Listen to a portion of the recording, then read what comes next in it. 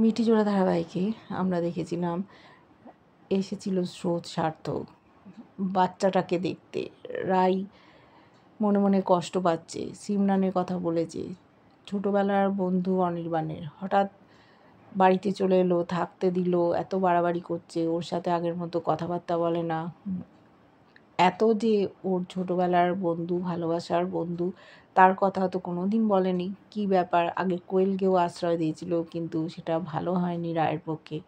এবার সিমরান এসছে ওদের জীবনে, কী হবে বুঝতে পারছে না। ওদিকে সার্থককে বোঝাচ্ছে অনির্বাণ যে যতই হোক নীলু তো ওদের বোন, একসাথে বড় হয়েছে, তুমি ইমোশনটা বুঝবে না, তুমি তোমার দিক থেকে ভাবছো, কিন্তু ওরাও তো চেষ্টা করছে ওদের বোনকে বাঁচাতে। কেউ চাইবে না বিপদে ফেলতে। ক্রান্তি নীলুকে বলেছে স্রোতের কোনো বিপদ হতে দেবে না, সেরকম যদি দেখে তাহলে ও নিজে স্যারেন্ডার করে দেবে।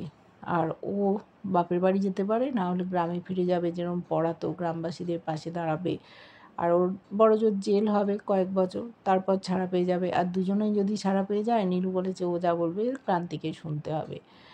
সার্থক আর স্রোত একসাথে অনেক দিন পর বাড়ি ফিরছে।